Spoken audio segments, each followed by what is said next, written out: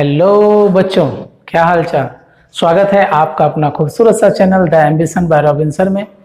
तो चलिए आज हम बात करने वाले हैं हमारा इंटरेस्टिंग पॉइंट इलेक्ट्रिक फील्ड और इलेक्ट्रिक फील्ड इंटेंसिटी के बारे में। और इसमें हम बहुत सारे न्यूमेरिकल्स को भी कवर करेंगे। और अगर आपने इस लेक्चर को अगर देखना है तो आपको कूलम्ब्स लॉ के बारे में भी जानना चाहिए, क्योंकि कूलम्ब्स लॉ के जो न्यूमेरिकल्स थे इससे वो रिलेटेड थे।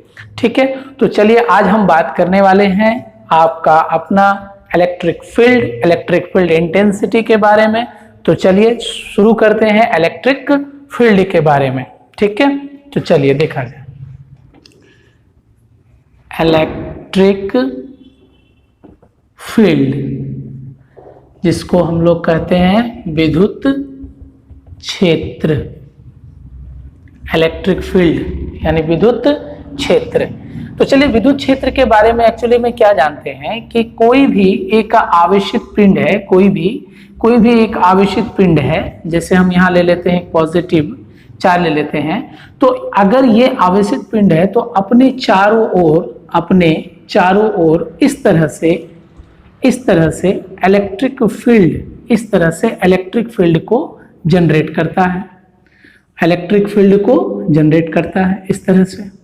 ठीक है, अपने चारों ओर इलेक्ट्रिक फील्ड पाया जाता है उसमें, है ना। तो ये जो आप देख रहे हो, ये जो फील्ड आपको लाइंस दिखाई दे रही है, यही इलेक्ट्रिक फील्ड लाइंस है और इसी को हम लोग कहते हैं इलेक्ट्रिक फील्ड। अब किसी आवेशित चार्ज के पास अगर हम कोई एक चार्ज लेकर आ जाते हैं, कोई चार्ज लेकर आते हैं, तो इस चार्ज पर जो बल अनुभव किया जाता है, जो बल लगता है, अनुभव करता है, वही कहलाता है प्रथम चार्ज का वही इलेक्ट्रिक फील्ड है। यानी कि कह सकते हैं किसी आवेशित पिंड का वह क्षेत्र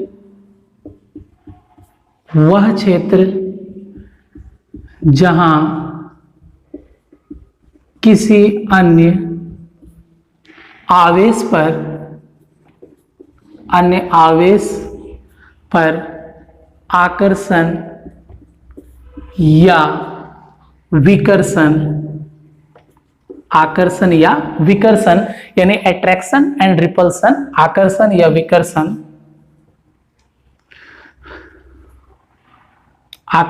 विकर्षण दोनों प्रकार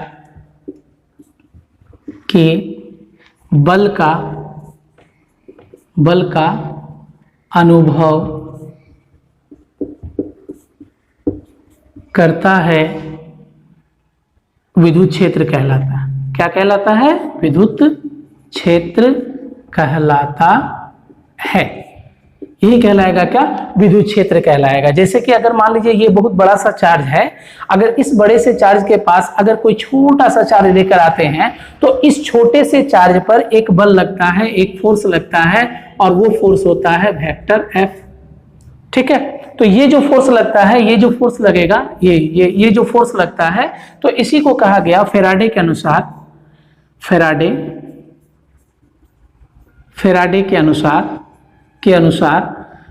अनुसार इन्होंने कहा कि जो कोई भी फोर्स लगेगा किसी भी चार्ज पर अगर वह इलेक्ट्रिक फील्ड में है तो उस पर जो फोर्स लगेगा वो फोर्स होगा उस चार्ज और इलेक्ट्रिक फील्ड के गुणनफल के बराबर होगा। यानी F बराबर क्या हो जाएगा? Q E के बराबर होगा। या फिर हम लोग कह देंगे उसका इलेक्ट्रिक फील्ड क्या होगा, तो उसका इलेक्ट्रिक फील्ड हो जाएगा F फोर्स होगा, अब बाय क्या हो जाएगा? Q, यानी कि फोर्स अपॉन क्या हो जाएगा? चार्ज हो जाएगा। यानी E बराबर F बाय क्या हो जाएगा? Q हो जाएगा। यानी किसी भी चार्ज पर अगर इलेक्ट्रिक फील्ड की बात की जाए कि उस पर कितना इलेक्ट्रिक फील्ड लग रहा है, तो इस फॉर्मूला से इलेक्ट्रिक फील्ड और उस चार्ज पर लगेगा क्या? फोर्स लगेगा। तो यही हो गया इलेक्ट्रिक फील्ड बराबर फोर्स बटे चार्ज हो गया। ठीक, ये समझ में आ गया बात को। यानी इलेक्ट्रिक फील्ड मतलब क्या? वैसा क्षेत्र, यानी कि मतलब हम लोग बोल सकते हैं इसके चारों ओर का, यानी किसी आवेशित पिंड का वह क्षेत्र क्षेत्र जहां किसी अन्य आवेश पर आकर्षण या विकर्षण बल लगता है उसी को ही हम लोग क्या कहते हैं, उस क्षेत्र का, उस प्रथम आवेश का क्षेत्र वही विद्युत क्षेत्र कहलाता है। क्लियर है बात को? तो चलिए इससे एक सवाल बनता है, एक क्वेश्चन बनाते हैं हम लोग, तब फील आएगा। क्वेश्चन बनाएंगे तब फील आएगा। तो चलो देखो एक क्वेश्चन बनाते हैं। उतार लिया, नोट कर लिया।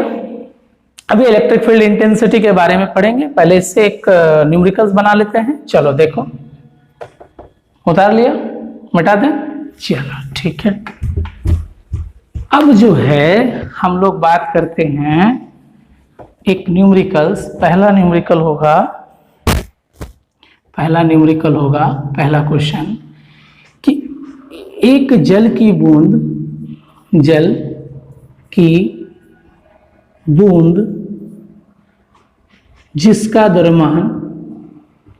जिसका द्रव्यमान 10 पे पावर -7 kg एवं इस पर आवेश यानी चार्ज, यानी इस पर आवेश 1.6 गुना 10⁻⁻19 कूलम है, तो इसे हवा में, कहाँ, हवा में स्थिर रखने के लिए, हवा में स्थिर रखने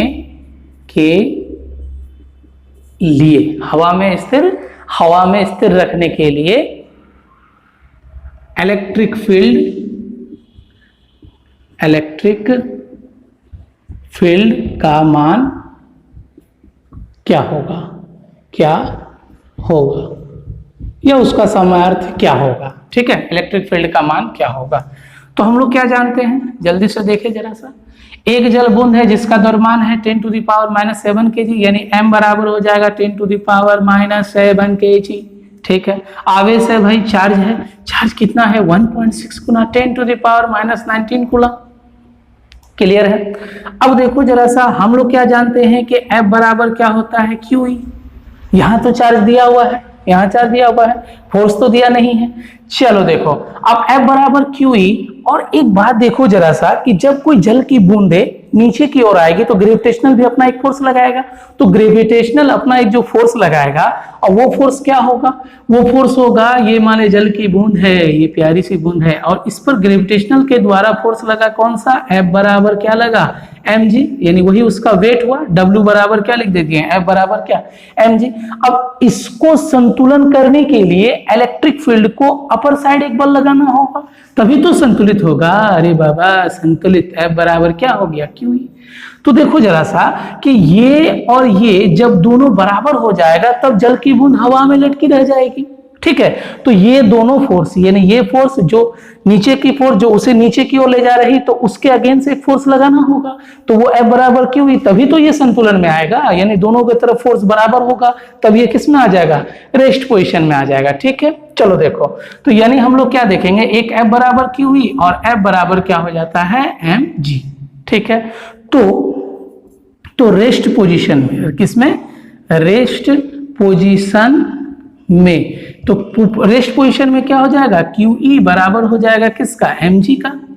क्लियर है बात को, दोनों आप फोर्स क्या हो जाएगा, दोनों बराबर हो जाएगा। ठीक है, तो QE, तो Q रख दो, 1.6 गुना 10⁻⁻19 कूलम बराबर, सॉरी यहाँ ले लो E। ठीक है, E है बराबर M कितना है, 10⁻⁻7 kg है, गुना हो जाएगा हमारे पास G कितना, तो 9.8 ले लो, तो E बराबर हो जाएगा हमारा 9.8 गुना 10⁻⁻7 बाय 1.6 गुना 10⁻19 कूलम। तो जब इसको आप डिवाइड दोगे तो 6.125 गुना 10⁻, ऊपर जाएगा, देखो कैलकुलेशन करो, 12 न्यूटन बटे कूलम। तो यही आपका क्या हो जाएगा, आंसर हो जाएगा। ठीक है, यही क्या हो जाएगा, हमारा इलेक्ट्रिक फील्ड निकल गया यहां तक। ठीक है, तो देख लो, जैसे कि मास दिया हुआ था 10⁻⁻7 kg था, Q चार्ज दिया हुआ 1.6 × 10⁻⁻19 कूलम। F बराबर क्या, QE, तो F बराबर QE यानी कि मतलब क्या, इलेक्ट्रिक फील्ड, यानी कि किसी इलेक्ट्रिक फील्ड में अगर कोई भी चार्ज रहेगा, कोई भी चार्ज इलेक्ट्रिक फील्ड में रहेगा तो उस पर फोर्स लगेगा। F बराबर क्या, QE बराबर हो जाएगा, तो F बराबर क्या, mg, क्योंकि ये क्या करेगा Fg, क्योंकि जल की बूंदे हैं उस पर एक भार लगा ग्रेविटेशनल के कारण, तो वो हो गया mg। अब दे दिए F बराबर क्या, QE और बराबर F बराबर mg जब संतुलन में रहेगा। तो इस तरह से दोनों इक्वेशन को क्या करो, इक्वल कर दो, और दोनों इक्वेशन को इक्वल करने के बाद हमारा मान यहां तक आ जाएगा। ठीक है, ओके, मिटा दें।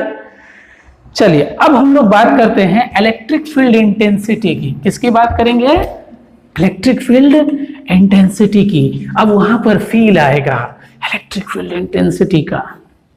चलो अब हम बात करते हैं electric field intensity, electric field intensity due to a point charge, यानी कि मतलब बोल सकते हैं कि किसी बिंदुवत आवेश के लिए एक बिंदुवत आवेश का विद्युत क्षेत्र की तीव्रता। ठीक है, एक बिंदुवत आवेश की विद्युत क्षेत्र की तीव्रता, electric field intensity due to a point charge. चलो देखो ऐसा है कि अगर हम एक पॉइंट चार्ज यहां पर लें, एक पॉइंट चार्ज प्लस Q ले लें, एक पॉइंट चार्ज है, ठीक है, और वहां पर इसकी इलेक्ट्रिक फील्ड इंटेंसिटी पता करना है कि ड्यू टू ए पॉइंट, कहीं भी किसी भी पॉइंट पर, जैसे मान लीजिए यहां पॉइंट है, ठीक है, इस पॉइंट पर पॉइंट P, ठीक है। अब इस पॉइंट पर हम क्या करेंगे, उस पॉइंट पर इलेक्ट्रिक फील्ड इंटेंसिटी निकालने के लिए वहां पर एक टेस्ट चार्ज रखेंगे। कहां से निकालकर, पॉकेट से? ऐसा नहीं, मतलब हम वहां पर निकाल के कि एक टेस्ट चार्ज रख देंगे, और उस टेस्ट चार्ज का जो वैल्यू होगा वो हमारा क्या हो जाएगा, Q0। यही होता है टेस्ट चार्ज। इसको क्या कहते हैं हम लोग, test charge, Q0 is equal to क्या होगा, टेस्ट चार्ज। ठीक है, और ये जो टेस्ट चार्ज है, ये test charge extremely very very very very small charge होता है। ठीक है, वेरी वेरी स्मॉल चार्ज होता है। साथ ही इसका कोई भी नो इलेक्ट्रिक फील्ड, इसका कोई इलेक्ट्रिक फील्ड, अपना कोई भी इलेक्ट्रिक फील्ड, यानी अपना कोई भी सेल्फ इलेक्ट्रिक फील्ड इसमें प्रेजेंट नहीं रहता। No electric field are present, इसमें कोई भी इलेक्ट्रिक फील्ड प्रेजेंट नहीं रहता है। Q0 क्या है, टेस्ट चार्ज है, जिसको हिंदी में कहेंगे परीक्षण आवेश, यानी कि मतलब किसी पॉइंट पर अगर निकालना है तो वहां पर क्या करेंगे, इलेक्ट्रिक एक टेस्ट चार्ज वहां पर रख देंगे। इलेक्ट्रिक फील्ड इंटेंसिटी किसी भी पॉइंट पर निकालना हो तो वहां क्या कर देंगे, एक टेस्ट चार्ज हम रख देंगे। ठीक है भाई। अब यहां देखो, ये पॉजिटिव चार्ज है और ये भी क्या है, एक पॉजिटिव चार्ज है। टेस्ट चार्ज जो होते हैं ये टीनी पॉजिटिव चार्जेस होते हैं। ये काफी छोटे से एक पॉजिटिव चार्ज होते हैं। ठीक है, टीनी पॉजिटिव चार्जेस होते हैं, ये काफी छोटे होते हैं, टीनी पॉजिटिव चार्ज होते हैं। तो जब पॉजिटिव एक दूसरे को रिपेल करेगा तो इस तरफ एक फोर्स लगाएगा, वो फोर्स होगा क्या, F। ठीक है, चार्ज हो गया Q0 और फोर्स हो गया F।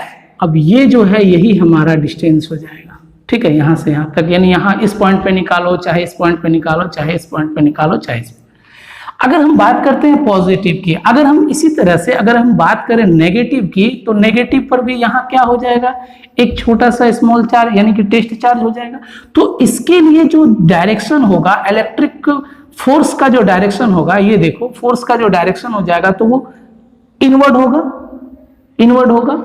ठीक है, यानी सेंटर पर होगा। ध्यान रखें, ये रेडियली क्या होगा, ये रेडियली क्या होगा, एक सेंटर पर होगा, ये सेंटर पर, इसीलिए इसे सेंट्रल फोर्स भी कहा जाता है, जिसको हम लोग केंद्रीय बल भी कहते हैं। ठीक है, तो ये क्या होगा, इनवर्ड होगा, यानी फोर्स यहां पर जो लगने वाली होगी वो इनवर्ड होगी। नेगेटिव में इनवर्ड फोर्स लगेगा और पॉजिटिव में आउटवर्ड फोर्स लगेगा। पॉजिटिव में कैसा लगेगा, ये आउटवर्ड लगेगा, ठीक है। नेगेटिव में फोर्स कैसा लगेगा, नेगेटिव में हो जाएगा इनवर्ड, और पॉजिटिव में कैसा लगेगा, तो आउटवर्ड लगेगा, ठीक है।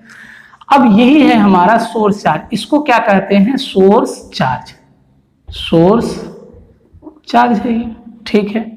तो चलो सोर्स चार्ज हो गया, यानी कि मतलब क्या कहेंगे कि यदि किसी विद्युत क्षेत्र के किसी भी बिंदु पर इलेक्ट्रिक फील्ड इंटेंसिटी निकालना है तो वहां पर क्या करेंगे, एक परीक्षण आवेश रख देंगे, इकाई धनावेश एक परीक्षण आवेश रखेंगे। अब उस परीक्षण आवेश पर जो बल का अनुभव करता है वही हमारा इलेक्ट्रिक फील्ड इंटेंसिटी कहलाता है। यानी कि मतलब हम लोग क्या कहेंगे कि किसी विद्युत क्षेत्र में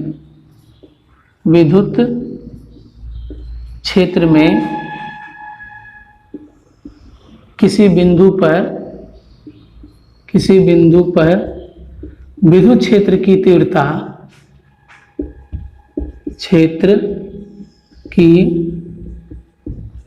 तीव्रता वह बिंदु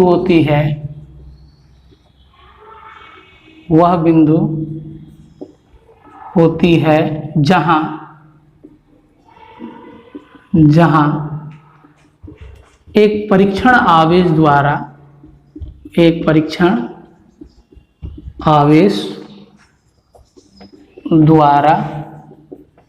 बल का अनुभव किया जाता है, हो गया बात को। यानी कि मतलब वैसा बिंदु होगा, वैसा पॉइंट होगा जहां पर बल का क्या किया जाएगा, अनुभव किया जाएगा। यदि इलेक्ट्रिक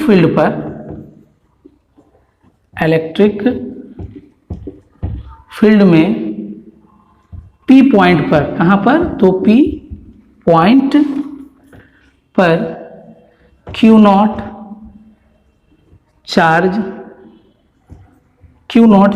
P पॉइंट पर Q नॉट चार्ज पर लगने वाला बल यदि वेक्टर F हो तो उस बिंदु की इलेक्ट्रिक फील्ड इंटेंसिटी, ठीक है, vector E then is equal to vector F upon क्या हो जाएगा, Q नॉट हो जाएगा। यानी वेक्टर E अपॉन हो जाएगा वेक्टर F अपॉन क्या हो जाएगा, Q नॉट। अब यहाँ पर जो Q नॉट है वो वेरी वेरी स्मॉल है, यानी Q नॉट को टर्म में बोला जा सकता है Q not is the very very small, यानी वो जीरो के बराबर, लगभग किसके बराबर, जीरो के बराबर। तो यानी अब हम लोग लिख सकते हैं electric field intensity then vector भी, सॉरी यहाँ पे लिख दो लिमिट, ठीक है, एक टर्म आ जाता है limit Q naught tends to the 0 then vector F by Q naught, ये एक फॉर्मूला होता है, ठीक है। जहां पर Q नॉट क्या है, Q नॉट एक काफी छोटा सा टेस्ट है, जैसा कि बताया गया कि Q नॉट क्या है, एक छोटा सा टेस्ट चार्ज है। चलो इसकी बात करते हैं, इसका SI मात्रक, यानी इलेक्ट्रिक फील्ड एक कैसा है क्वांटिटी, बताओ इलेक्ट्रिक फील्ड कैसा quantity, there are vector quantity, electric field एक कैसा क्वांटिटी है, वेक्टर क्वांटिटी है, ठीक है, कोई दिक्कत नहीं। अब इसका SI मात्रक ले लो, का SI यूनिट क्या होगा, इसका SI यूनिट क्या लिखेंगे, इसका SI यूनिट हो जाएगा हमारे पास, फोर्स का क्या होगा, न्यूटन होगा, ठीक है, और चार्ज का क्या हो जाएगा, कूलम हो जाएगा, यानी न्यूटन प्रति कूलम होगा। या फिर एक और मात्रक होता है इसका, वोल्ट बटे क्या होता है, मीटर होता है, क्या होता है, वोल्ट बटे मीटर, यानी VOLT वोल्ट, अब मीटर, ये वोल्ट बटे मीटर यानी V प्रति मीटर, यानी दो मात्रक होता है, एक न्यूटन पर कूलम या फिर एक वोल्ट प्रति मीटर के बराबर होता है, ठीक है। अब इसकी डायमेंशन की बात करें, डायमेंशन अगर हम डायमेंशन निकालें तो न्यूटन का क्या हो जाएगा, MLT to the power -2, coulomb का क्या होगा AT हो जाएगा। तो जब ये ऊपर चला जाएगा तो क्या होगा mLT⁻³ हो जाएगा। T1 है तो ऊपर जाएगा -1 हो जाएगा, कर लेंगे, उसके बाद A⁻⁻1 हो जाएगा।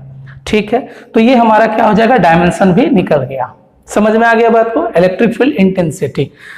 अब इसी से हम लोग क्या करेंगे, इससे हम लोग क्या निकालेंगे, इसको एक वेक्टर फॉर्म में इसको करेंगे। ठीक है, तो इसको वेक्टर फॉर्म में तोड़ेंगे। चलिए उतार ले, यहां तक समझ में आ रहा है? समझ में तो आ रहा है, इतनी सारी बातें हैं। ठीक है, चलो हो गया, बात हो गया। तो चलो इसको हम लोग आगे बनाते हैं वेक्टर फॉर्म में, उतार लें। ठीक है, चलो यानी कि मतलब किसी भी पॉइंट का इलेक्ट्रिक फील्ड इंटेंसिटी निकालने के लिए वहां पर एक टेस्ट चार्ज रख देंगे और टेस्ट चार्ज में कितने बल का अनुभव होता है यही बताता है उस पॉइंट का इलेक्ट्रिक फील्ड इंटेंसिटी। यानी अब देखोगे, अगर हम कहेंगे कि देखो ये चार्ज है, बताएंगे कि यहाँ इलेक्ट्रिक फील्ड इंटेंसिटी अधिक होगी या यहाँ होगी या यहाँ होगी अधिक होगी, तो आप कहोगे कि जिस पॉइंट के वो जो नजदीक रहेगा जो नजदीक रहेगा वहां पर इलेक्ट्रिक फील्ड इंटेंसिटी ज्यादा होगा, जैसे जैसे वो दूर बढ़ता जाएगा इलेक्ट्रिक फील्ड इंटेंसिटी कम होगा। फील नहीं आ रहा ना? चलो इसको फील कराते हैं। देखो अब इसको वेक्टर क्वांटिटी में हम लोग करते हैं। मान लिए यहां पर वही पॉइंट, यहां पर टेस्ट चार्ज रख दिए Q0, इस पर फोर्स लगा वेक्टर F। ठीक है, अब यहां पर एक यूनिट वेक्टर के वेक्टर फॉर्म में, तो यूनिट वेक्टर हो जाएगा R। ठीक है, तो चलो देखो अब इसको कर देते हैं वेक्टर फॉर्म में, है ना। तो वेक्टर फॉर्म में क्या हो जाएगा, vector E then is equal to, हम लोग जानते हैं वेक्टर F अपॉन क्या Q0। क्लियर है बात को? अब चलो एक बात बताओ, कूलम्ब्स लॉ के अनुसार से वेक्टर F बराबर हम लोग क्या लिख सकते हैं, कूलम्ब्स लॉ के अनुसार से K Q Q0, यानी दोनों पर, अरे ये सोर्स चार्ज Q है और ये Q0 है, तो K Q Q0 अपॉन क्या हो जाएगा, R का स्क्वायर हो जाएगा। ठीक है, और यहां पर एक यूनिट वेक्टर दे देंगे R यूनिट वेक्टर, क्योंकि वेक्टर फॉर्म में है तो वेक्टर फॉर्म में तोड़ दिए, इसको वेक्टर फॉर्म में लिख दिए। अब यहां पर तो हमारा इलेक्ट्रिक फील्ड इंटेंसिटी क्या हो जाएगा, इलेक्ट्रिक फील्ड इंटेंसिटी F/Q0, तो यानी K Q Q0 अपॉन क्या हो जाएगा, R का स्क्वायर हो जाएगा, और ये Q0 यहाँ। ठीक है, ये देखो क्लियर है बात को, अरे ये Q0 नीचे है ना, तो नीचे ही कर लिए, तो यहां से Q0 मर गया। अब आपके पास आ गया K Q अपॉन क्या R स्क्वायर, और ये हो गया यूनिट वेक्टर हो गया R। ठीक है, इतना आप कर सकते हो, यानी बुक्स वगैरह में आपको वेक्टर E बराबर लिख देगा K Q बटे R square R unit vector. अब इसको अगर हम आगे बढ़ा लें, यहां तक तो रहेगा, अगर हम इसे आगे बढ़ाएं तो वेक्टर E जो है हमारा वो बराबर हो जाएगा, इसे को आगे अगर बढ़ा दें तो ये होगा K Q upon R cube, और ये हो जाएगा R वेक्टर। पूछो सर कैसे कैसे, चलो देखो यहाँ पर समझो, यानी अब यूनिट वेक्टर R बराबर क्या हो जाता है, वेक्टर R अपॉन क्या होता है, मोड ऑफ R, यानी मैग्नीट्यूड ऑफ R, यही होगा मोड ऑफ R। या फिर आप इसी को लिख सकते हो वेक्टर R बटे क्या R लिख सकते हो। तो यूनिट वेक्टर के लिए हम लोगों ने क्या लगाया, देखो यहाँ पर यूनिट वेक्टर है, तो इस यूनिट वेक्टर के लिए हम लोगों ने क्या लगाया, वेक्टर R बटे R या वेक्टर R बटे R। तो यहाँ वेक्टर R नीचे में एक R हो जाएगा, तो R स्क्वायर से वो गुना हो जाएगा। देखो R स्क्वायर पहले से R स्क्वायर है, ठीक है, अब R से गुना हो गया तो क्या हो जाएगा, R क्यूब हो जाएगा। ठीक है, तो ये हमारा हो गया वेक्टर फॉर्म में। तो इस तरह से भी हम लोग वेक्टर फॉर्म में इसको तोड़ सकते हैं। चलो ठीक है, तो चलो एक न्यूमेरिकल्स बनाते हैं जिससे फील आएगा हमें। ठीक है, जिससे हमें क्या आएगा, फील आएगा। देखो एक और इसमें देखो, इसमें थोड़ा सा एक ग्राफ देख लो, तो ग्राफ हो जाएगा, यानी कि मतलब अगर हम इसको वेक्टर का E का मैग्नीट्यूड अगर बोल दे तो ऐसे लिख सकते हैं K Q अपॉन क्या हो जाएगा, R का स्क्वायर हो जाएगा। यानी हम लोग कह सकते हैं कि E का मान हो गया K Q अपॉन क्या हो जाएगा, R स्क्वायर हो जाएगा। अब इसकी ग्राफ को देख ले, E वर्सेस R का ग्राफ, ये हो गया E का और ये हो गया किसका, R का ग्राफ हो गया। तो देखो यहाँ पर R का मान जैसे जैसे बढ़ेगा इलेक्ट्रिक फील्ड इंटेंसिटी कम होगा, जैसे जैसे R बढ़ेंगे, देखो E का मान जैसे जैसे बढ़ेगा वो जैसे जैसे देखो R का मान जैसे जैसे बढ़ेगा, E का मान वैसे वैसे क्या होता जाएगा, घटता चला जाएगा। यानी कि मतलब हम लोग कह सकते हैं E प्रोपोर्शनल टू 1 बाय क्या हो जाएगा, R का स्क्वायर। तो ये हो गया हमारा ग्राफ। यानी देखो कि आर का मान जैसे जैसे बढ़ेगा, ये आर का मान जैसे जैसे ये आर का मान बढ़ेगा तो ई का मान घटेगा। ठीक है, इनवर्सली प्रोपोर्शनल में यही होता है। तो ये ग्राफ इस तरह से कुछ ऐसा ग्राफ, ई वर्सेस आर का ग्राफ, यानी ई वर्सेस किसका, आर का ग्राफ। ठीक है, तो ग्राफ में भी हम लोग समझ गए। तो चलिए अब हम लोग करते हैं, अब न्यूमेरिकल से फील करते हैं इसको। ठीक है, यहां तक समझ में आ गया, वेक्टर फॉर्म में ऐसे कर लिए।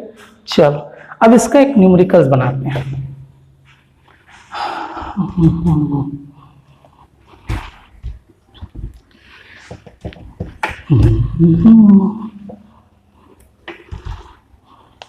देखो अब हम ये कहे कि हमारे पास दो चार्ज है। ठीक है, एक है +10 माइक्रोकूलम है और एक है +40 माइक्रोकूलम है। ठीक है, दो चार्ज है, यानी एक है +10 कूलम और +40 कूलम। इसको थोड़ा सा यहां लिख देते हैं, +10 माइक्रोकूलम +40 माइक्रोकूलम है। ठीक है, अब ये हो गया फर्स्ट चार्ज और ये हो गया हमारे पास सेकेंड चार्ज। अब इनके बीच की जो दूरी है वो भी लिख देते हैं। इनके बीच की दूरी है 12 सेंटीमीटर। ठीक है भाई, अब आपको ये बताना है कि किस पॉइंट पर जो है इलेक्ट्रिक फील्ड इंटेंसिटी 0 होगी। किस पॉइंट पर इलेक्ट्रिक फील्ड इंटेंसिटी 0 होगी। यानी कि मतलब क्वेश्चन है, दूसरा क्वेश्चन हो जाएगा कि दो बिंदु आवेश +10 माइक्रोकूलम और +40 माइक्रोकूलम है जो 12 सेंटीमीटर की दूरी पर है। उस बिंदु का मान ज्ञात करें जहां इलेक्ट्रिक फील्ड इंटेंसिटी का मान 0 हो जाए। ठीक है, यही क्वेश्चन है, अब आपको निकालना है। चलो नोट करो और आप इसे बनाओ, तब तक मैं इंक भर लेता हूं।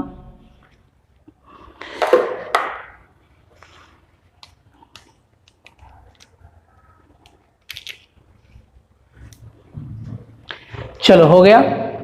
चलो देखो अब बताओ कि यहां पर ये पॉइंट होगा, यहां होगा, यहां होगा, कहां होगा। चलो इसके वजह से, अगर इस पॉइंट पर हम बात करें, इसके वजह से, फर्स्ट के वजह से इधर इलेक्ट्रिक फील्ड इंटेंसिटी हो जाएगा E1। ठीक है, अब देखो इसके वजह से इलेक्ट्रिक फील्ड इंटेंसिटी क्या होगा, अवे होगा, यानी कि मतलब दूर जाएगा, इधर ही होगा। अरे ये पॉजिटिव यहां पर अभी बताए हम लोग, क्या बताए हैं कि अगर पॉजिटिव होगा तो इस तरफ इलेक्ट्रिक फील्ड इंटेंसिटी और नेगेटिव होगा तो इनवर्ड होगा, यानी अंदर की ओर इलेक्ट्रिक फील्ड इंटेंसिटी होगा। तो पॉजिटिव है तो अवे हो गया E1। ठीक है, E1 के लिए इलेक्ट्रिक फील्ड इंटेंसिटी E1। अब 2 के लिए हो जाएगा तो E2 हो जाएगा। क्लियर है बात को? क्या इस जगह पर इलेक्ट्रिक फील्ड इंटेंसिटी 0 होगी? कभी नहीं होगी। क्योंकि ये दोनों जुड़ जाएगा, तो यहां इलेक्ट्रिक फील्ड इंटेंसिटी नहीं होगी। चलो इस जगह पर बढ़ते हैं, यहां पर अब देखो इसके वजह से इधर भी इलेक्ट्रिक फील्ड इंटेंसिटी हो जाएगा, E2 ले लिए। ठीक है, फिर इसके वजह से भी इधर ही होगा, इलेक्ट्रिक फील्ड इंटेंसिटी क्या हो जाएगा, E1 हो जाएगा। तो यहां भी देखो दोनों जुड़ रहा है, दोनों एक ही डायरेक्शन में, इसलिए यहां भी जुड़ रहा है, तो यहां भी इलेक्ट्रिक फील्ड इंटेंसिटी नहीं होगी। अब बात करते हैं यहां पर किसी भी पॉइंट पर। तो अब यहां पर हम सेंटर में नहीं ले सकते, ध्यान रखें बात को, सेंटर में नहीं लेंगे। क्यों नहीं लेंगे? सेंटर में अगर ले लेते हैं यानी कि मतलब दोनों तरफ चार्ज जब बराबर हो, जब दोनों तरफ चार्ज का मैग्नीट्यूड बराबर हो तो वो सेंटर में होगा। ठीक है, अगर वो दोनों तरफ चार्ज बराबर नहीं है तो यानी कि मतलब जिधर कम चार्ज होगा वो उधर पॉइंट होगा, तो यानी पॉइंट आपका इस तरफ हो जाएगा। यहां पर मान लिया, सपोज कर लिया यहां। अब इसके वजह से इधर इलेक्ट्रिक फील्ड इंटेंसिटी E1, इसके वजह से इधर इलेक्ट्रिक फील्ड इंटेंसिटी E2। चलो आ गया मान। अब यहां से यहां तक की दूरी मान लो, इस पॉइंट को P मान लो। तो यहां से यहां तक की दूरी को क्या मान लिए, x। अब यहां से यहां तक की दूरी को क्या मान लिए, तो 12 माइनस क्या x। क्लियर है, आ गया मान अब, ठीक है। तो चलो E1 की वजह से electric field intensity, then E1 is equal to क्या हो जाएगा, Q का मान कितना, E1 के लिए Q चार्ज हो जाएगा 10 माइक्रोकूलम है, तो 10 to the power -6 upon R square, यानी x का क्या स्क्वायर। अब E2 के लिए निकाल लेते हैं K, दूरी के चार्ज कितना हो जाएगा 40 microcoulomb 10 to the power -6, then दूरी कितना हो जाएगा 12 माइनस x का होल स्क्वायर हो जाएगा, ठीक है। तो शून्य हो जाए यानी रेस्ट में हो जाए, यानी देन जीरो हो जाए, तो देन जीरो कब होगा, देन जीरो कब होगा, जब E1 then tense to the E2 बराबर होगा, ठीक है। E1 का वन, अरे जीरो कब हो, जब दोनों तरफ क्या होगा, इलेक्ट्रिक फील्ड इंटेंसिटी दोनों तरफ इक्वल हो जाए, तो यानी E1 बराबर क्या हो जाए, E2 हो जाए। तो ऐसे कंडीशन में E1 बैठा दो मान K गुना 10 गुना 10 टू द पावर -6, ठीक है, बाई x का स्क्वायर बराबर K 40 गुना 10 पे पावर -6 बटे 12 माइनस x का होल स्क्वायर। तो यहाँ से K मर गया, 0 0 खत्म, 10 टू द पावर -6 खत्म हो गया। अब बच गया हमारे पास 4x स्क्वायर बराबर 12 माइनस x का होल स्क्वायर, यहाँ 4 बचा, 4x स्क्वायर से गुना हो गया। अब इसको क्या ऐसे लिख सकते हैं, 2x का होल स्क्वायर बराबर 12 माइनस x का क्या कर देंगे, होल स्क्वायर कर देंगे, 4 है 2 x का क्या होल स्क्वायर कर सकते हैं, स्क्वायर मर गया, तो 2x ये माइनस x इधर आएगा, प्लस x हो जाएगा और 12 हो जाएगा, तो 3x बराबर कितना 12 हो जाएगा, 3 से 4 बार में मर गया, यानी x बराबर हमारे पास आ गया 4 सेंटीमीटर, ठीक है। यानी कि मतलब 10 वाले, यानी पहले चार्ज से कितने सेंटीमीटर की दूरी पर, 4 सेंटीमीटर की दूरी पर, पहले चार्ज से, x किसको माने थे 10 से, यानी यहां पर पॉइंट P पर, यानी हम लोग कह सकते हैं कि 10 माइक्रोकूलम से पॉइंट 4 सेंटीमीटर की दूरी पर होगा, और किसके लिए, और किसके लिए बोलेंगे 40 माइक्रोकूलम से पॉइंट कितनी दूरी पर होगा, तो घटा दो, 12 में से 4 घट गया, तो वो हो जाएगा 8 सेंटीमीटर की दूरी पर होगा, ठीक है। समझ में आ गई बात को, ठीक है, क्लियर है, समझ में आ रही। चलो, तो इस तरह से हम लोग पॉजिटिव के लिए भी बना सकते हैं और नेगेटिव के लिए भी बना सकते हैं। ध्यान रखें बात को, एक बात को नोट कर लें कि जब चार्जेस का नेचर सेम होगा, यानी क्या, पॉजिटिव होगा या फिर नेगेटिव होगा, तो जीरो इलेक्ट्रिक फील्ड इंटेंसिटी का मान 0 होने के लिए पॉइंट इनके बीच होगा, चाहे वो बीच होगा, पॉइंट इनके बीच होगा, यानी बिटवीन देम, कहीं भी किसी भी पॉइंट पर, लेकिन बीच में कहीं ना कहीं होगा, यानी कि यहाँ बाहर नहीं होगा, यहाँ बाहर नहीं होगा। जैसे मान लो एक नेगेटिव है इधर, आइए नेगेटिव है, अब यहाँ पर इस पॉइंट पर अगर लेंगे तो देखो इसके वजह से इधर इनवर्ड इलेक्ट्रिक फील्ड इंटेंसिटी, ठीक है, फिर इसके वजह से भी तो इनवर्ड होगा, देखो दोनों जुट रहा। अब इसके वजह से इधर देखो, इधर चला जाएगा इलेक्ट्रिक फील्ड इंटेंसिटी ई, फिर इसके वजह से इधर देखो इलेक्ट्रिक फील्ड इंटेंसिटी ई, तो देखो दोनों जुट रहा। अब इसके वजह से इधर चला जाएगा, ठीक है, क्लियर है, ये हो जाएगा, इनवर्ड हो जाएगा इलेक्ट्रिक फील्ड इंटेंसिटी, यहाँ पर इलेक्ट्रिक फील्ड इंटेंसिटी, ठीक है, तो यहाँ भी जुट रहा। अब इसके वजह से इधर इलेक्ट्रिक फील्ड इंटेंसिटी, इसके वजह से इधर, देखो दोनों हो गया, देखो दोनों पॉइंट कहाँ आ गया, बीच पर आ गया। तो ये होता है इलेक्ट्रिक फील्ड इंटेंसिटी की किस पॉइंट पर। तो आपसे जनरली पूछा जाए कि अगर सेम चार्जेस होगा, अगर दोनों साइड में सेम चार्जेस होगा, तो इलेक्ट्रिक फील्ड इंटेंसिटी किस पॉइंट पर 0 हो सकता है, संभावना बताएं। तो बीच में या फिर बाहर, तो कहोगे बीच में होगा। कैसे, तो ये प्रोसेस बता दिया। चलिए अब हम आते हैं सुपरपोजिशन ऑफ चार्जेस के ऊपर। चलिए, उतार लिया, नोट कर लिया। तो ऐसे क्वेश्चंस को आप बना सकते हो। अगर पॉजिटिव पॉजिटिव से रहा, एगो नेगेटिव पॉजिटिव रहेगा, तो नेगेटिव पॉजिटिव में क्या लेंगे? देखो, अगर आपको ये दे दिया जाए, इसका एक शॉर्ट फॉर्म भी है, आप निकाल सकते हो इसको शॉर्ट फॉर्म में। जैसे अगर हमको निकालना है किसी भी पॉइंट का, तो पॉइंट निकालने के लिए क्या कर लेंगे?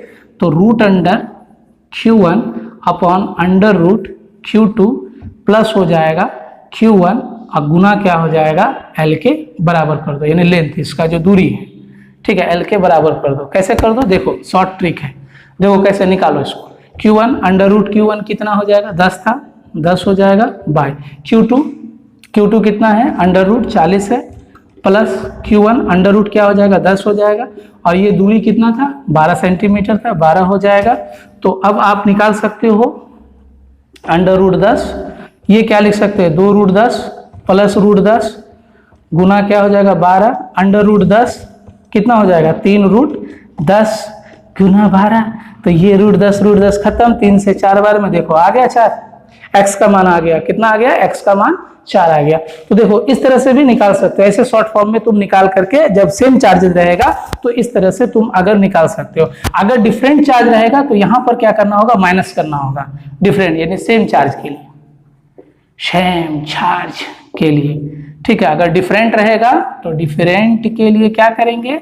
तो बस कुछ नहीं, Q1 हो जाएगा, अंडर रूट Q2 कर दो, माइनस कर दो Q1 इंटू क्या हो जाएगा? L कर दो, निकाल दो, आंसर आ जाएगा डिफरेंट चार्जेस के लिए, ठीक है। मिटा दे अब इसको। तो चलिए अब बात करते हैं हम लोग सुपरपोजिशन ऑफ चार्जेस के बारे में।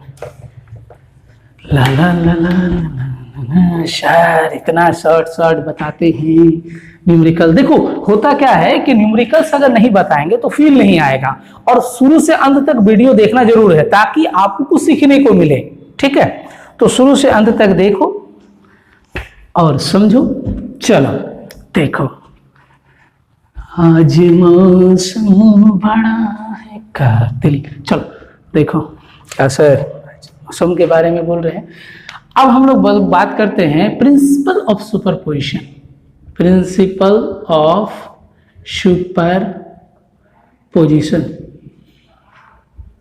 Principle of superposition. चलो देखो, प्रिंसिपल ऑफ सुपरपोजिशन में यदि किसी सिस्टम में बहुत सारे चार्ज हैं, किसी सिस्टम में बहुत सारे चार्ज होंगे, तो उनके किसी बिंदु पर इलेक्ट्रिक फील्ड इंटेंसिटी जो होगा उन सब का वेक्टर सम होगा। फिल आना है, चलो फिल करते हैं इसको। देखो, अगर हमारे पास प्लस क्यू चार्ज है, प्लस क्यू चार्ज है, प्लस क्यू चार्ज है, ठीक है। अगर इस पॉइंट पर हमें निकालना है इलेक्ट्रिक फील्ड इंटेंसिटी, तो क्या करेगा? इसकी वजह से इधर आउटवर्ड इलेक्ट्रिक, ये फर्स्ट मान लो, सेकेंड ले लो, ये थर्ड ले लो, ठीक है। तो E1 हो जाएगा, क्लियर है। अब इसकी वजह से क्या हो जाएगा? इधर इलेक्ट्रिक फील्ड इंटेंसिटी, ये हो जाएगा E2 हो जाएगा। इसकी वजह से क्या होगा? इलेक्ट्रिक फील्ड इंटेंसिटी E3 हो जाएगा, ठीक है। तो ऐसे कंडीशन में क्या करोगे? जब बहुत सारे ऐसे बहुत सारे चार्ज रहेंगे, तो हम लोग क्या करेंगे? सभी का वेक्टर सम कर लेंगे। यानी किसी सिस्टम में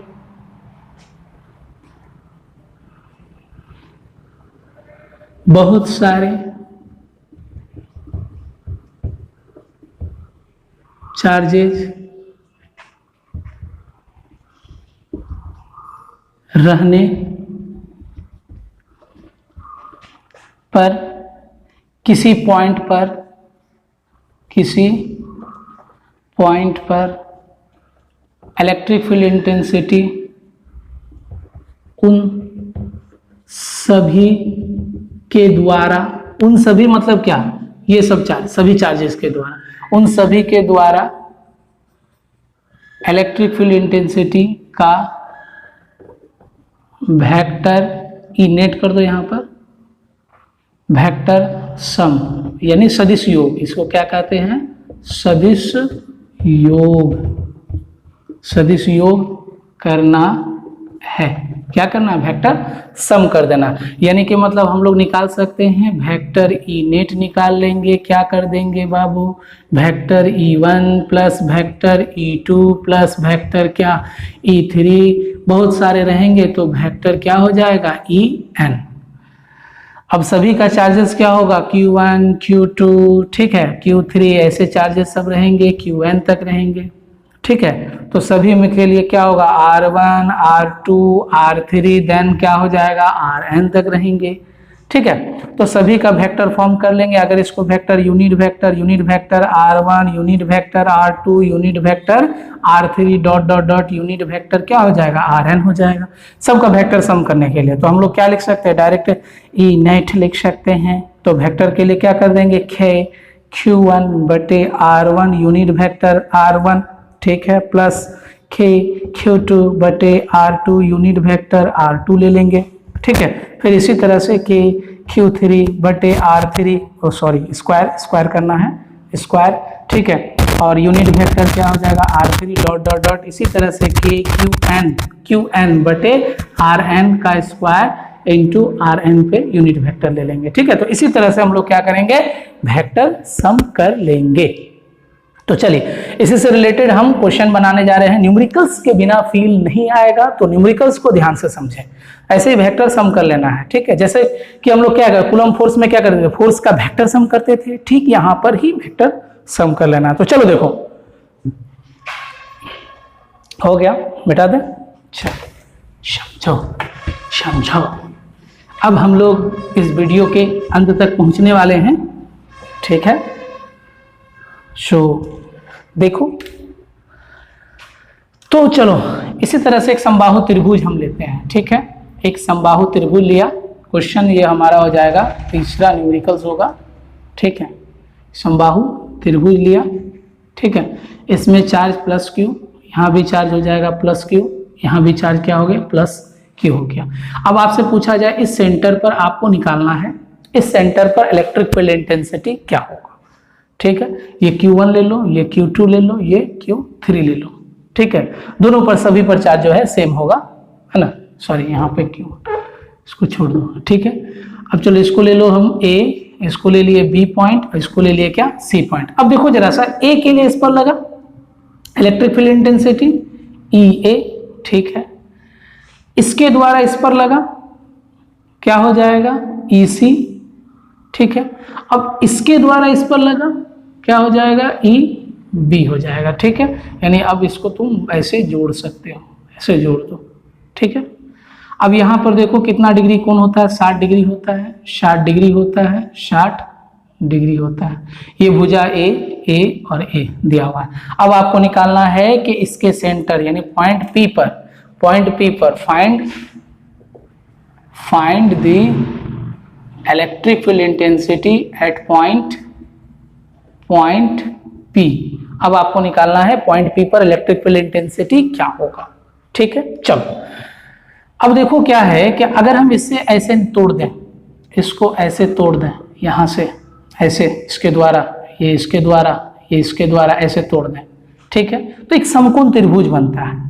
अगर हम यहां से यहां तक की दूरी को a/2 लिख सकते हैं, कोई दिक्कत नहीं, यहां से यहां तक की भी दूरी a/2 हो जाएगी, ठीक है। अब यहां से यहां तक का भी दूरी क्या हो जाएगा, a/2 हो जाएगा, ठीक, यहां भी वही हो जाएगा, a/2 हो जाएगा। समझ में आ रहा है बात को। तो चलो देखो यहां पर हम लोग क्या करेंगे कि कोई एक पॉइंट, देखो यहाँ EB है और EC है, इन दोनों को वेक्टोरियली फॉर्म में जोड़ देना है, ठीक है। क्या करना है, इन दोनों को पहले वेक्टर सम कर लेंगे। जब इन दोनों का हम लोग वेक्टर सम करेंगे तब उसके बाद जो वैल्यू आएगा वो देखेंगे कि इसके वैल्यू के कितने बराबर हो रहा है।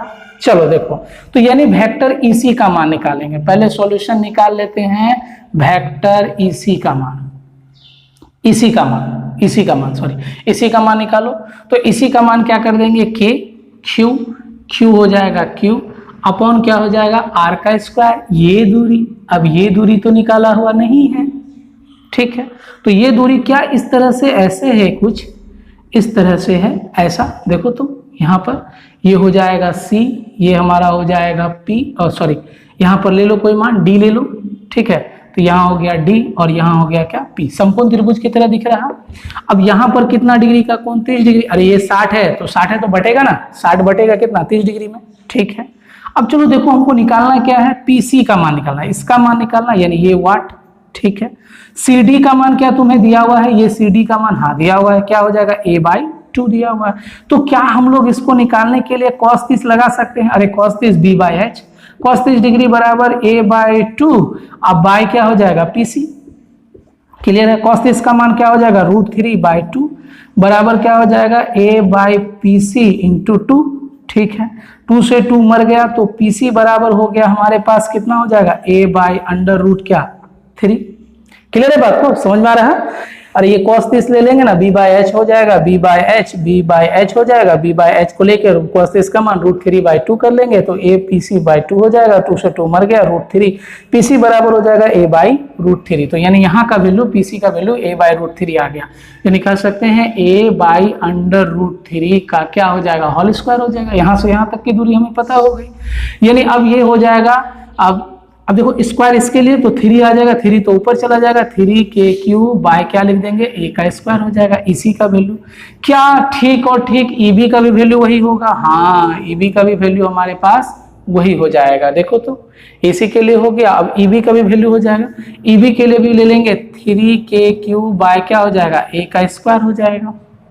ठीक है, अब देखो ईसी और ईबी में, ईसी और ईबी में देखो ये हो गया हमारा ईसी और ये हमारा हो गया ईबी। अब देखो तो क्या ये 120 डिग्री का कोण है इनके बीच में, देखो ये हो गया ना, देखो ऐसे बना लेते हैं, पहले इसको बना लेते हैं। अब देखो जैसे क्या हो जाएगा, ये टोटल कितना 360 डिग्री और 3 हिस्सों में बांट दो उसको तो कितना हो जाएगा 120 डिग्री हो जाएगा। ठीक है, अरे 3 हिस्सों में इसको तोड़ दो कितना होगा 120 डिग्री हो जाएगा।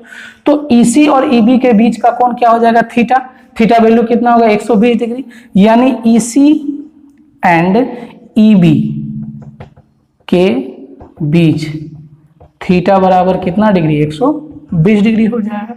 अब देखो क्या ईसी का जो वैल्यू है ईबी के वैल्यू के बराबर है, तो क्या हम लोग ईसी बराबर ईबी बराबर लिख सकते हैं लिख सकते हैं ईसी बराबर ईबी बराबर ई, क्योंकि दोनों का वैल्यू देखो बराबर है।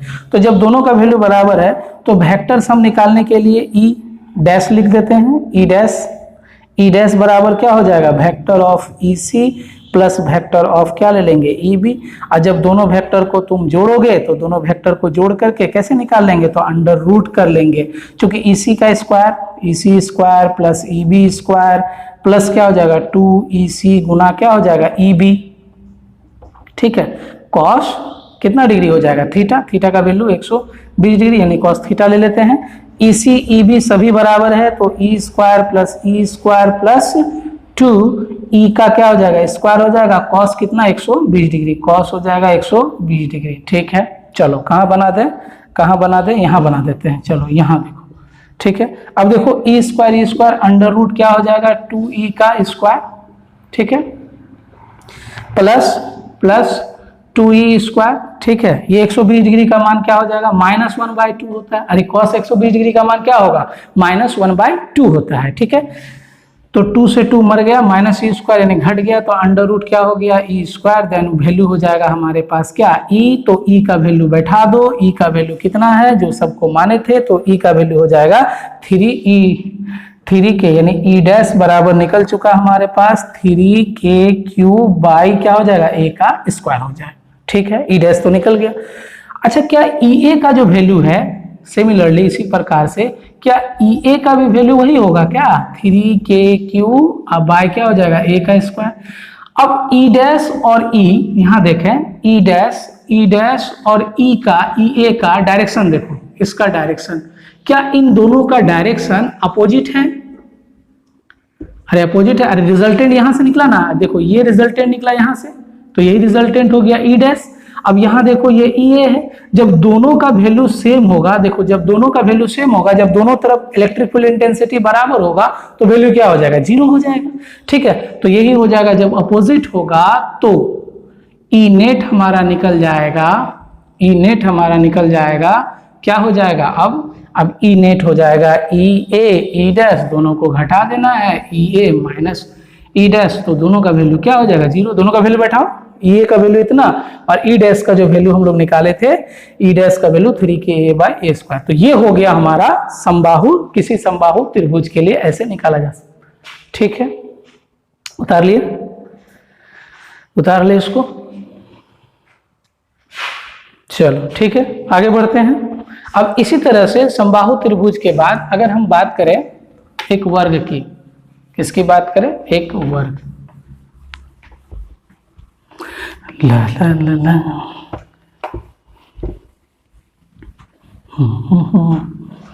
चलो ये हो जाएगा हमारा चौथा न्यूमेरिकल क्वेश्चन। ठीक है, चलो देखो वर्ग है, यानी यहाँ पर प्लस क्यू है, ये भी प्लस क्यू है, यहाँ है माइनस क्यू, यहाँ है माइनस क्यू। ठीक है, चलो अब इसी के सेंटर पे निकालना है, सेंटर पर क्या करना है, सेंटर पर निकालना है। ठीक है, तो सेंटर पर यानी यहाँ पर होगा। अब इसकी भुजा L L L L ले लो। ठीक है, अब यहाँ से देखो इसका विकर्ण होगा, यानी ये पॉइंट ले लो A, ये हो गया B पॉइंट, ये हो गया C पॉइंट और ये हो गया हमारा D पॉइंट। यानी यहाँ पर है A और B जो है पॉजिटिव में है, A एंड B जो है वो पॉजिटिव है। ठीक है, पॉजिटिव चार्ज है।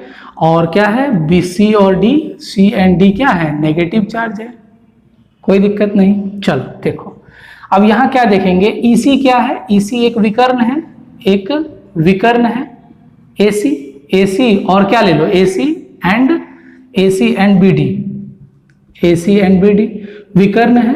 ठीक है, लिखो AC एंड BD एक क्या है, विकर्ण है। हाँ, फील हो रहा। तो चलो AC का वैल्यू बताओ, AC बराबर BD, तो वैल्यू कितना हो जाएगा, AC बराबर BD बराबर √2 गुना भुजा यस या नो।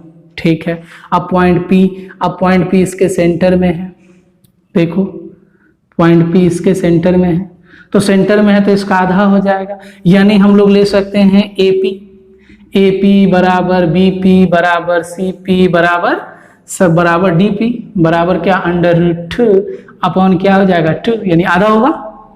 अरे आधा होगा।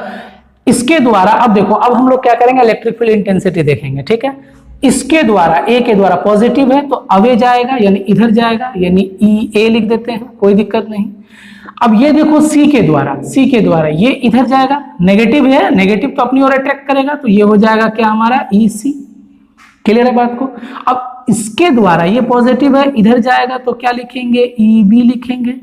ठीक है, ये नेगेटिव है, इधर आएगा तो ED लिखेंगे। चलो आ गया, फील हो गया। बना सकते हैं अब इसको, अब बना लो। ठीक है, तो चलो इसको बनाते हैं हम लोग। कैसे बनेगा, सारी बातें यहां पर रख दी गई है।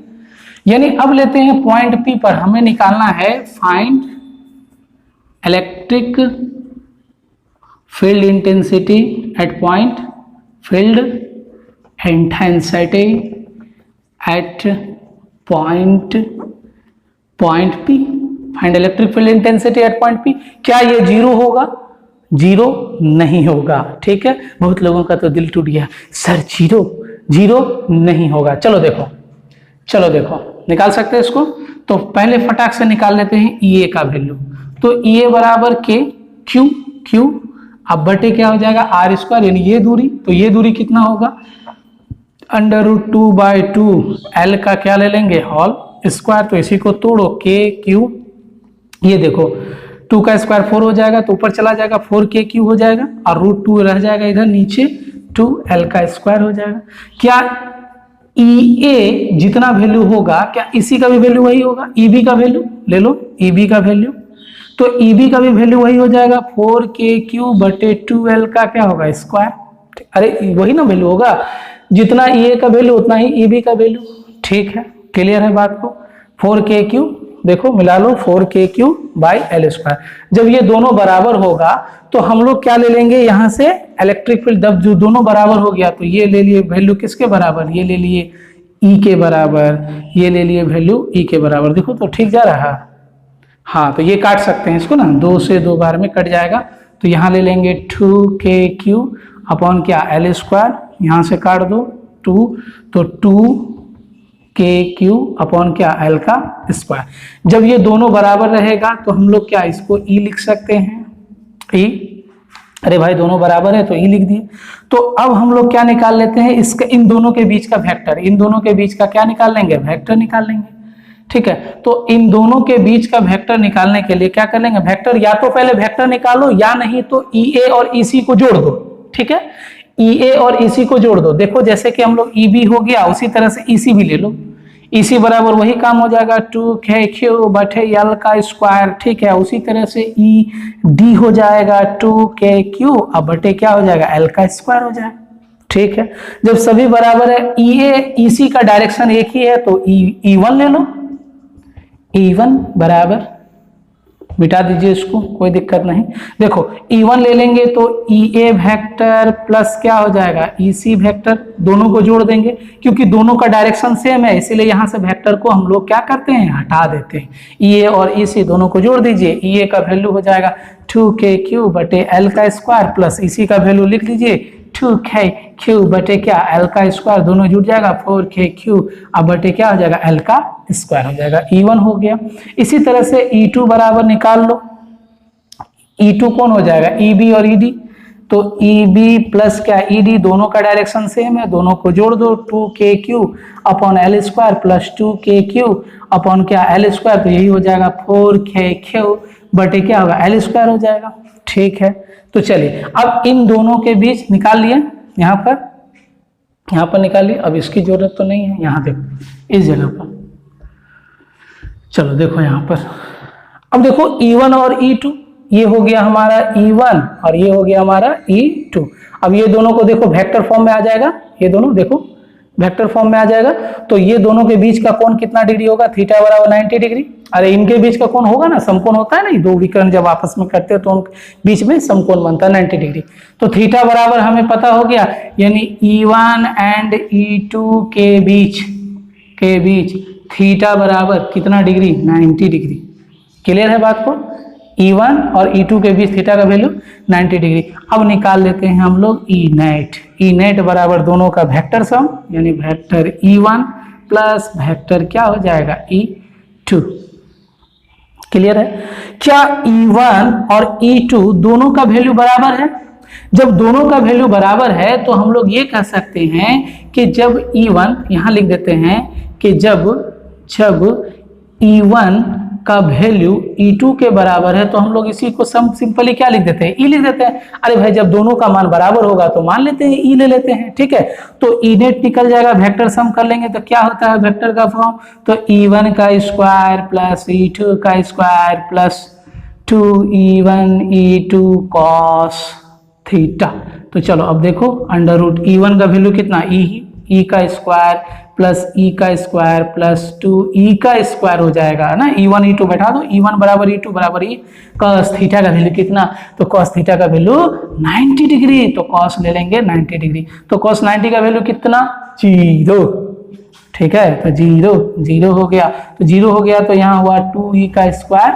ठीक है, तो अब यहाँ से हम लोग निकाल लेते हैं, तो ये हो जाएगा हमारा E अंडर रूट क्या हो जाएगा 2, cos 90 का वैल्यू कितना हो जाएगा, तो 0 हो जाएगा, तो 0 तो ये 0 हो गया टर्म, तो E स्क्वायर 2E स्क्वायर होगा E रूट 2। अब E का वैल्यू देखो कहां पर था, तो E का वैल्यू हमारा यही ना माने थे, E ये दोनों है E1 E2, तो अब ये हमारा आ जाएगा 4k³ बटे एल स्क्वायर अंडर रूट 2, तो यही हो गया हमारा E नेट।